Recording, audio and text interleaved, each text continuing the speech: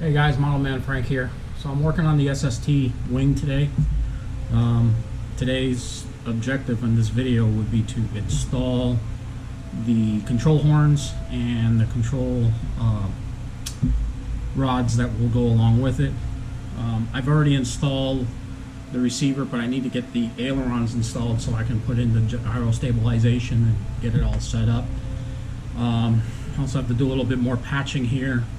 As you can see, there's a big hole, and there's actually another hole that's actually developed here. And finish covering this side of the wing, covering this area here also. If I could cover this and cover this. I'm most likely probably I'm still gonna use rubber tires, rubber bands like the aircraft is set up in an old configuration. But I think I can try and set up bolted on wing. Makes it easier to get it off and on. But rubber ties doesn't really matter. If you have access to rubber bands, you can use rubber bands. If you want to use a bolt-on wing, you can use bolt-on wing. I prefer to try and do it as scale as it was intended, which was a rubber band wing. So. And for those model builders, if you are more creative, go ahead and put in a bolt-on wing. Go ahead and do a bolt-on wing. If not, the old-fashioned way with rubber bands is just as good. Don't let anybody tell you that it's not. So let's go ahead and start on with that. So I've got control horns here. I keep control horns and I hoard control horns like crazy just so I can put my airplanes together. And I've got two large ones here which I can put. One would be right here and the other one on the other side. That's a bolt, wing bolt. If I was to bolt on the wing, these are the wing bolts I'd be using, which are nylon ones. But we're not going to be doing that on this aircraft. We're going to be doing that on future aircraft. So right now I've got to find a backing plate for one of these because I only have one. Sometimes they come with a backing plate, sometimes they don't. If they don't come with a backing plate, it is not the end of the world. We can always make do with what we have. Let's see, will this fit as a backing plate? It looks like we have a winner. We have a backing plate here. Again, backing plate's not detrimental. You need to have, as long as that control horn stays in place. You can use wing, you can use all sorts of stuff. We're gonna cut control horns here from another aircraft.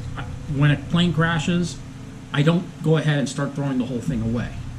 What I do is I go and I pick the carcass clean of things that can be used on future projects. Especially other guys. Other guys, they'll throw a plane away, but they won't pick off the stuff that's needed, like control horns. Control horns, they don't go bad. Unless one of them breaks in flight. That's when it goes bad. But, I collect control horns, and that way I can use them on future projects. Some guys will just throw the whole box, the whole plane away. I'm like, what are you doing? There's a lot there. I see a lot of videos of, or on Facebook, you see on the SAD site, people burning their kits. I'm like, dude, did you just remove remove the good stuff? There's still stuff on that plane that can be used.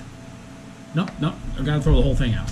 That just doesn't make sense whatsoever. As you can see, I save everything. Yep, I even got screws that. Some screws in here don't even belong to this thing. I don't know why they're in here. So.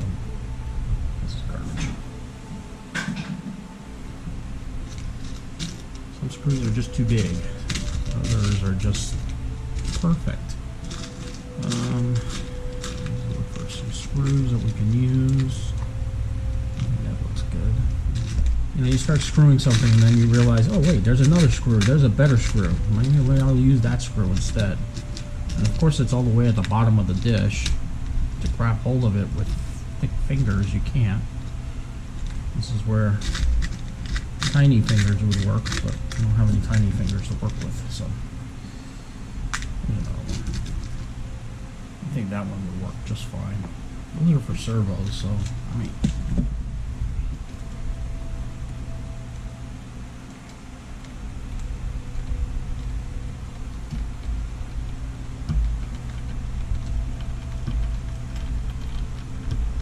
I don't use power tools, just use regular... Just use a regular hand tool. That means you're able to guide it through and get it in there easily. It should be going through any time soon. I'm going to pick...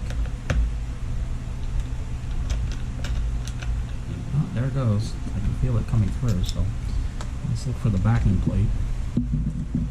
Here's the backing plate. Just clean off that little burr there. I mean, I don't have to clean off the burr, but I like to clean off the burr, make it a little cleaner. You know? Some people like to clean burrs off, some people don't. And if you're wondering what screwdriver I'm using, this is a Husky screwdriver. You can find it at a Home Depot. It has all different heads in it. It's really good for special little hobby jobs like this. It grabbed hold pretty good, so I'm not going to tighten it in because I want to be able to manipulate it. Good clearance, which is good. I'm going to use the other screw. I'm going to go ahead and put that one in too. This one. Just back off. And tighten this one up.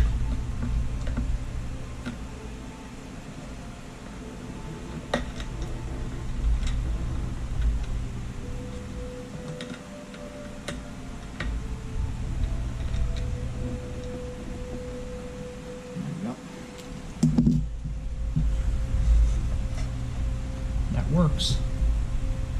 That works. So there it is. I was able to find a piece of wire that goes well with this. This is one side. I went ahead and bolted it down. It's still a little loose.